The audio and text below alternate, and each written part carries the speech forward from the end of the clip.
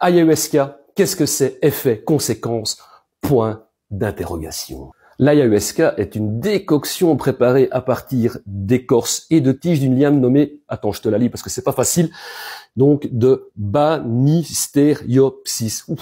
C'est pas facile à dire, mais attends, il y a pire. Mais en réalité, on va rajouter à cette décoction de la diméthyltryptamine, autrement dit de la DMT, ça c'est quand même plus facile à dire. Et ça vient d'Amazonie, ce sont des chamans, donc forcément en Amazonie, qui ont inventé cette potion magique pour faire des voyages.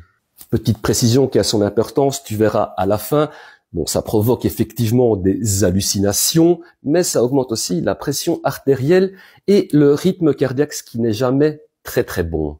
Niveau effet, ben voilà, je l'ai dit, c'est hallucinogène, donc il y aura aussi un effet psychédélique, donc une modification des formes géométriques et des couleurs, donc ça va être ouais, un petit peu comme ça, quoi.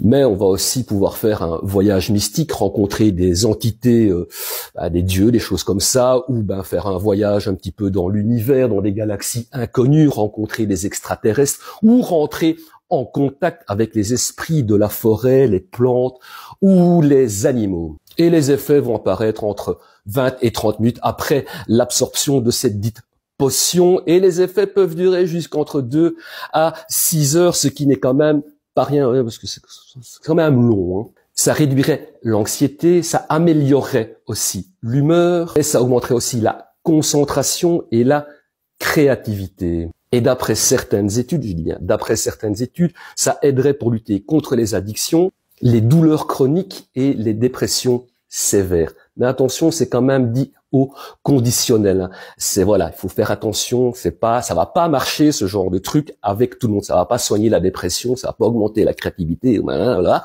de tout le monde. Ça ne marche pas sur tout le monde. Et puis surtout, faut voir si ça marche sur le long terme. Mais surtout, c'est à faire dans un cadre très précis. Il faut faire ça avec une personne, un chaman compétent, parce que dans le milieu des chamans, voilà, il y a pas mal de gourous et une expérience sous ayahuasca, ça peut très très mal finir.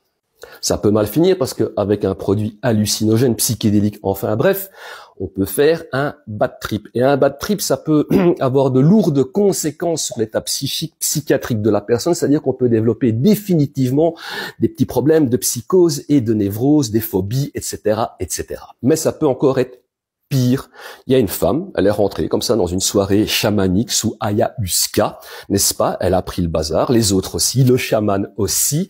Et puis d'un coup, la madame, elle a commencé à se sentir mal. Elle a commencé à avoir de fortes palpitations. Elle a commencé à avoir des petits problèmes cardiaques. Elle a fait une crise cardiaque. Et comme tous les autres là où ça se faisait, étaient complètement pétés, donc chaman y compris, personne ne s'est rendu compte de rien, et le matin, la bonne femme, madame, elle était morte. Et les autres, quand ils se sont réveillés de leur trip, ils ont trouvé un cadavre dans la pièce. Donc c'est vraiment pas un produit avec lequel il faut plaisanter, c'est pas un truc qu'on prend comme ça à la légère, allons-y joyeusement comme ça en freestyle, non. S'il est clair que les produits hallucinogènes ne développent pas de dépendance, c'est-à-dire que quand on va les arrêter, on ne va pas ressentir des signes de sevrage, on ne va pas ressentir un signe de manque.